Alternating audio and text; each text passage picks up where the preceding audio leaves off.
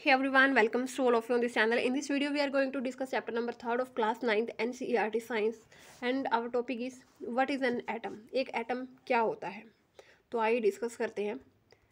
Have you ever observe a mason building walls. क्या आपने कभी किसी मिस्त्री को घर बनाते हुए देखा है, दीवार बनाते हुए देखा है. From this walls A room, वो इन दीवारों से वो एक कमरा भी बना देता है.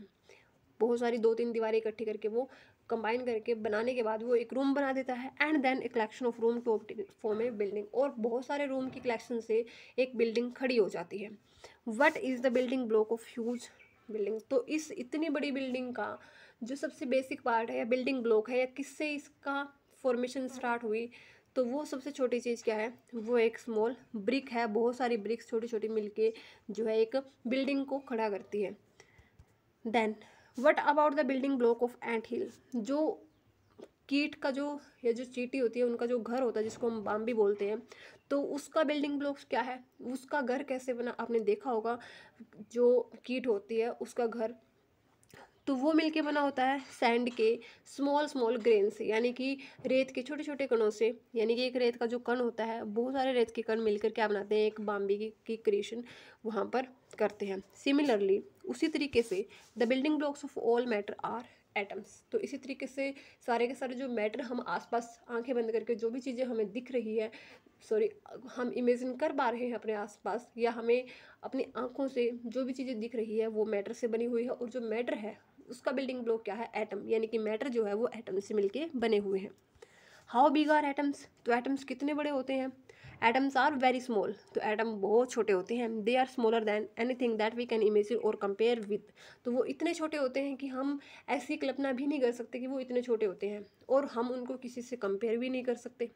यानी कि हम किसी से उनकी तुलना नहीं कर सकते कि इतने बड़े होंगे उससे इतने छोटे होंगे. More than millions of atom. अगर हम मिलियंस ऑफ एटम्स से भी ज़्यादा एटम्स को इकट्ठा कर ले, when stacked would make a layer barely as thick as sheet of paper. अगर हम इतने मिलियंस ऑफ एटम्स से भी ज़्यादा एटम्स को इकट्ठा कर ले और उनको एक दूसरे से स्टैक करके एक लेयर बनाए एक के ऊपर एक रख के, तो भी वो हार्डली इतनी जो है मोटी नहीं होगी जितनी कि एक शीट ऑफ पेपर होती है. पेपर की एक छोटी सी पतली सी शीट होती है, फिर भी वो इतनी थिक जो है मुश्किल से ही बनेगी. Now atomic radius. जो एटम होता है उसकी रेडियस को हम मेज़र करते हैं नैनोमीटर के अंदर, और एक नैनोमीटर होता है 1/10⁹ मीटर.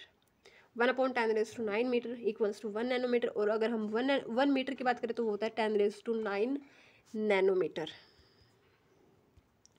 रिलेटिव साइज अगर हम देखें, तो अगर हम बात करें रेडियाई इन मीटर एग्जाम्पल, तो अगर हम हाइड्रोजन एटम ऑफ हाइड्रोजन की बात करें, एटम ऑफ हाइड्रोजन उसकी अगर हम रेडियस की बात करें तो वो होती है 10⁻⁻10 मीटर. बहुत ही स्मॉल साइज होता है. 1/10 के पीछे 10 जीरो, तो 0.00000, तो आप इमेजिन कर सकते हो. उसके बाद अगर हम वाटर के मॉलिक्यूल की बात करें तो उसकी रेडियस होती है 10⁻⁹. और इसी तरीके से अगर हम एप्पल की बात करें, एप्पल की जो रेडियस है वो होगी 10⁻⁻1 मीटर, यानी कि 1/10 या 0.1. तो ये भी बहुत छोटी है. और हालांकि अगर हम एटम ऑफ हाइड्रोजन की बात करें तो वो तो बहुत ही ज़्यादा स्मॉल है, उसको हम इमेजिन भी नहीं कर पाएंगे. नाउ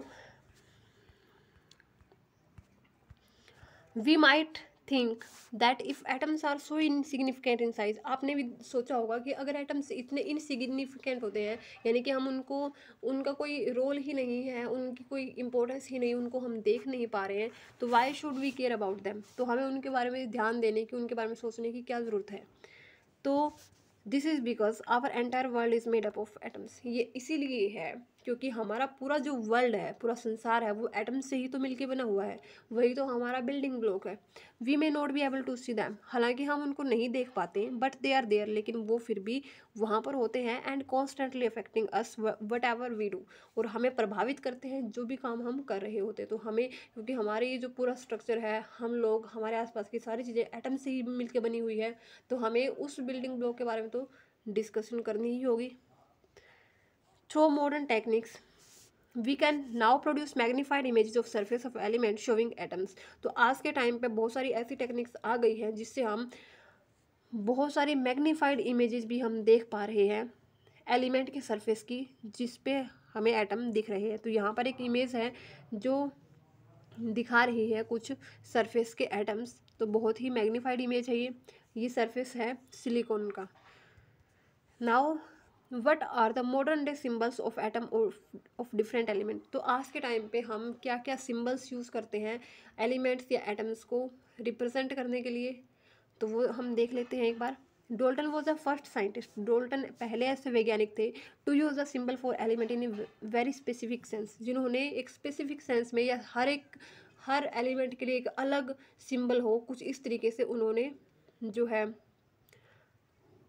अपनी थिंकिंग दी, और उन्होंने यूज भी किया ऐसे सिंबल्स को जो स्पेसिफिक हो या जिसकी हमें अलग अलग पहचान हो सके। When he used symbol for an element he also meant a definite quantity of that element that is one atom of that element. जब वो सिंबल को यूज़ कर रहे थे तो उन्होंने उस एलिमेंट की एक डेफिनेट क्वांटिटी को जो है मेज़र किया, और उन्होंने कहा कि जो ये एलिमेंट है उसका एक एटम का सिंबल जो है उससे इस एलिमेंट को रिप्रेजेंट किया जाएगा। अगर एलिमेंट के अंदर वन एटम है तो उसको हम इस तरीके से रिप्रेजेंट करेंगे, अगर हमारे पास दो एटम है तो उसी के जैसे हमें दो सिंबल हमें रिप्रेजेंट करने होंगे। Berzelius suggested that atoms of element be made from one और two letter of the name of the element. और बर्जिलियस जो एक साइंटिस्ट थे उन्होंने कहा कि अगर हम एलिमेंट के सिंबल्स की बात करें तो हमें कुछ इस तरीके से हमें सिंबल्स बनाने चाहिए जो उस लेटर के नेम का एक या दो लेटर रखते हो। मान लो कि अगर आप बर्जिलियस के अकॉर्डिंग हाइड्रोजन की बात करो तो हाइड्रोजन को हम इस तरीके से लिखते हैं, तो उनके अकॉर्डिंग क्या था कि एच को हम यूज करें और उसके साथ वाले एक या दो लेटर को भी हम यूज कर सकते हैं। तो इस तरीके से हम हाइड्रोजन को रिप्रेजेंट कर सकते हैं। तो लेकिन कुछ जो सिंबल्स है वो यहाँ पर दिए हुए हैं जो जॉन डाल्टन के द्वारा रिकमेंड किए गए।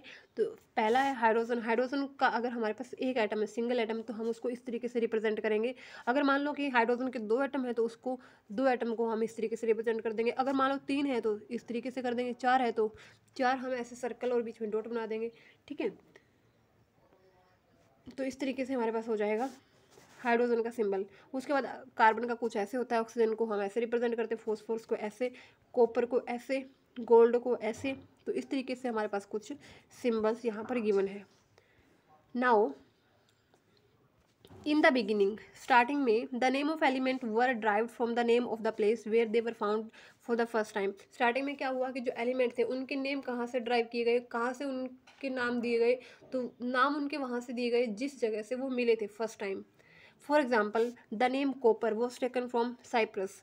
तो जो कॉपर नेम था वो साइप्रस से लिया गया, और वहाँ से ही जो है ये कॉपर एलिमेंट मिला था। पहली बार हमारे साइंटिस्ट लोगों ने इसको फाइंड आउट किया था। Some names were taken from specific colour. कुछ एलिमेंट ऐसे थे जिनका जो नाम था वो कलर के हिसाब से दिया गया, जैसे वो कलर शो करते हैं, शाइनिंग वो शो करते हैं, उसी तरीके से उनको जो है नेम दे दिया गया। For example gold was taken from English word meaning yellow. तो गोल्ड जो है येलो का जो इंग्लिश वर्ड होता है वहाँ से जो गोल्ड है वो नेम इसको दिया गया। नाउ ए डेज, लेकिन आज के टाइम पे IUPAC जो कि international union of pure and applied chemistry is an international scientific organisation which proves names of element symbols and unit. तो आज के टाइम पे जो IUPAC है वही डिसाइड करती है कि किस एलिमेंट को क्या नेम अप्रूव किया जाए, क्या उसका सिंबल होना चाहिए, क्या उसकी यूनिट होनी चाहिए। Many of the symbols are the first one और two letter of the element name in English.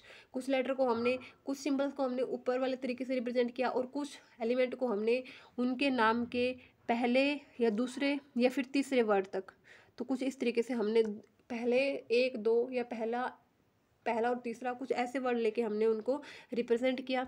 लेकिन यहाँ पर ध्यान देने वाली बात क्या है, the first letter of symbol is always written as capital letter और अपर केस। अगर आपके पास, मान लो कि आपके पास एल्यूमिनियम है तो एल्यूमिनियम को हम इंग्लिश में कुछ इस तरीके से लिखते हैं। ठीक है, तो अगर हमें एल्यूमिनियम का सिंबल हमें बताना है तो सबसे पहला जो लेटर होगा ए, उसको हम लिखेंगे कैपिटल, यानी कि जो फर्स्ट लेटर होगा वो अपर केस होगा। और सेकंड लेटर जो भी हम यूज़ कर रहे हैं, सेकंड या थर्ड, एल्यूमिनियम के केस में एल होता है, तो एल को हम इस तरीके से रिप्रेजेंट ना करके हम क्या करेंगे, स्मॉल एल सेकेंड लेटर को हम लिखेंगे। फॉर एग्जाम्पल अगर हम हाइड्रोजन की बात करें तो पहला लेटर एच जो कि कैपिटल होगा। एल्यूमिनियम को हम AL से रिप्रेजेंट करते हैं तो पहला लेटर ए कैपिटल होगा और सेकंड लेटर जो होगा हमारा एल वो होगा स्मॉल। इसको हम ए एल दोनों ही लेटर हम कैपिटल नहीं लिखेंगे। उसके बाद अगर हम बात करें कोबाल्ट की, तो कोबाल्ट में पहला सी बड़ा होगा और सेकंड जो लेटर है ओ वो होगा हमारा लोअर केस। नोट एज दोनों की हम कैपिटल लिखें। Symbols of some element are formed from the first letter of name and a letter appearing later in the name। कुछ लेटर ऐसे भी थे जो पहला लेटर यूज करके सेकंड लेटर की बजाय सीधा थर्ड लेटर हम यूज़ कर रहे थे। जैसे कि एग्जांपल है क्लोरीन। क्लोरीन में हम एच की जगह सी और एल पहला और तीसरा लेटर हम यूज़ कर रहे हैं। उसके बाद जिंक में हम देखें पहला और तीसरा, पहला लेटर यहाँ पर अपर केस होगा, दूसरा जो भी ले या फिर तीसरा ले वो हमेशा लोअर केस होगा। Other symbols have been taken from the name of element in Latin, German और ग्रीक। कुछ लेटर ऐसे थे जिनको हमने जिनके सिंबल्स हमने लैटिन, जर्मन या ग्रीक लैंग्वेज से हमने उनके सिंबल्स को उठाया। जैसे कि जो सिंबल है आयरन का उसको हम एफ ई तो आयरन में पहला वर्ड भी नहीं, सेकंड भी नहीं, थर्ड भी नहीं है, फोर्थ भी नहीं है, तो एफ ई कहाँ से आया? एफ ई इसके लैटिन वर्ड से आया जिसको हम लैटिन में इसको हम बोलते हैं फेरम, तो फेरम से इसको हमने एफ ई वर्ड यूज कर लिया। उसके बाद सोडियम को हम एन बोलते हैं, तो ये कहाँ से आया? नेट्रियम से। पोटेशियम को हम के से रिप्रेजेंट करते हैं, ये आया हमारा कैलियम से, जो कि इनके लैटिन, जर्मन और ग्रीक सिंबल्स हैं। Therefore each element has a name and a unique chemical symbol। तो हर एक जो एलिमेंट, अब हमारे पास जितने भी एलिमेंट है उनका हर एक का यूनिक क्या है? नेम भी है और यूनिक उनका केमिकल सिंबल भी है, यानी कि हर एक का अलग सिंबल है और हम उनको अलग से पहचान कर सकते हैं कि इस सिंबल को या इस एलिमेंट को हम कुछ इस तरीके से रिप्रेजेंट करते हैं। तो यहाँ पर कुछ एलिमेंट दिए हुए हैं, वो आप एक बार देख लेना कि कैसे हम कौन कौन से एलिमेंट को किस सिंबल से हम रिप्रेजेंट करते हैं। The above table is given for you to refer to whenever you study about element। जब भी आप एलिमेंट के बारे में स्टडी करो तो एक बार इस टेबल को देख लेना। Do not bother to memorise all in one go. तो ये कोशिश मत करना कि हम एक ही बार में एक ही रीडिंग के दौरान हम इसको पढ़ लेंगे, तो ये ऐसे याद होने वाली नहीं है। तो कैसे याद हो? With the passage of time. तो कैसे याद होगी? जैसे जैसे टाइम बीतता रहेगा आप रिपीटेडली उनको यूज़ करते रहोगे तो ऑटोमेटिकली आपको जो है आप इतने सक्षम हो जाओगे कि आप उन सिंबल्स को रिप्रोड्यूस कर सको या उनको रिकॉल कर सको। तो इस वीडियो में इतना ही।